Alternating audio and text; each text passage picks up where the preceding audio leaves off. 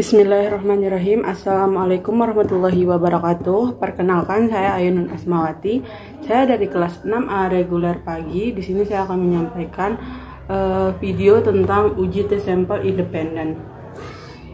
Apa sih itu uji tes sampel independen? Jadi, uji T untuk sampel independen merupakan prosedur uji T untuk sampel bebas dengan membandingkan rata-rata dua kelompok kasus yang diuji bersifat acak. Nah, penguji hipotesis dengan distribusi T adalah pengujian hipotesis yang menggunakan distribusi T sebagai uji statistik tabel pengujian yang disebut dengan tabel T-Student. Kemudian ada kriteria data untuk uji T sampel independen. Yang pertama, data untuk dua sampel bersifat independen. Yang kedua, sampel acak dari distribusi normal. Yang ketiga, tidak ada keterkaitan antar sampel. Selanjutnya ada fungsi dari uji T. Jadi fungsi uji T ini ada 4. Yang pertama, untuk memperkirakan interval rata-rata. Yang kedua, untuk menguji hipotesis tentang rata-rata suatu sampel. Yang ketiga, untuk mengetahui batas penerimaan suatu hipotesis. Dan yang terakhir adalah untuk menguji layak atau tidaknya sebuah pernyataan dapat dipercaya atau tidak. Kemudian langkah-langkah uji dua sampel ini, yang pertama HO atau H0 tidak terdapat perbedaan yang signifikan antara hasil belajar sebelum dan sesudah treatment. Kemudian HA terdapat perbedaan yang signifikan antara hasil belajar sebelum dan sesudah treatment. Kemudian dasar pengambilan keputusan uji tes sampel independen yaitu perbandingan nilai sigma dan alfa. Jika nilai sigma lebih kecil daripada 0,05 maka HO ditolak sehingga HA diterima. Namun jika nilai sigma lebih besar daripada 0,05 maka HO diterima sehingga HA ditolak. Baiklah, selanjutnya di sini saya akan menggunakan aplikasi SPSS untuk menguji data uji tes sampel independen. Nah, yang pertama bisa dilihat di sini aplikasi dari SPSS. Di sini kita berada pada data view. Nah, sekarang kita ganti ke variable view. Nah, pada variable view ini ada beberapa kolom. Ada name, type, weight, decimal, label, dan sebagainya. Nah, pada name ini, pada kolom yang pertama kita tulis hasil. Nah, pada kolom kedua kita tulis kelompok. Nah, pada data yang saya buat ini tidak ada data desimalnya, ya jadinya kita hapus saja. Ini kita tulis 0. Yang kedua juga kita tulis 0.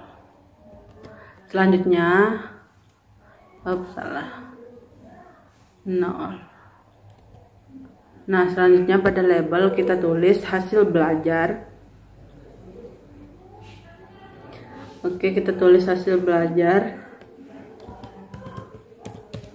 Hasil belajar. Nah, di bawahnya kita tulis kelompok. Nah, di sini pada values ini kita tulis, namun ditulisnya pada volume kedua ya. Oke. Di sini pada value pertama kita tulis 1, labelnya kelompok 1. Kelompok A, bukan kelompok 1 ya, sorry. Kelompok A. Nah, pada value keduanya kita tulis nomor 2, kelompok B. Kelompok B. ADD. Nah, bisa dilihat ada dua kelompok, yang satu sama dengan kelompok A dan yang kedua sama dengan kelompok B. Kita oke kan. Setelah ini kita isi pada kolom ini measure. Nah, pada measure ini kita klik scale pada kolom pertama. kita juga klik pada kolom kedua nominal. Nah, setelah ini kita kembali pada data view. Oke, udah kembali ke data view.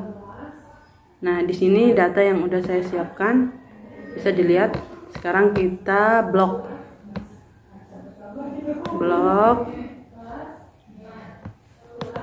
Ctrl C, kita bisa copy. Nah, kita masukkan dia ke sini. Di sini ya, Ctrl V. Nah, sudah terlihat di sini hasil dan kelompok. Tinggal kita analis saja, kemudian kita ke compartments. Setelah itu kita ke independent sample test, tekan. Nah, ini hasil belajar, kita klik kan, kita pindah ke tes variabel, dan kelompok ini kita pindah ke grup variabel. Nah, sudah begini, kita tekan define group. Nah, grup 1 ini kita tulis angka 1, grup 2 ini kita tulis angka 2. Continue. Setelah kita bisa klik OK, kita klik OK. Dan muncullah hasilnya di sini. Bisa dilihat ya. Hasilnya sigmanya kurang dari nih 0,01 dan 0,12, yang artinya di sini adalah, nah, jadi bisa dilihat hasil dari ini sigmanya ya. Jadi kesimpulannya itu adalah nilai sigma lebih kecil dari 0,05, maka HU ditolak sehingga HA diterima. Sekian dan terima kasih. Wassalamualaikum warahmatullahi wabarakatuh.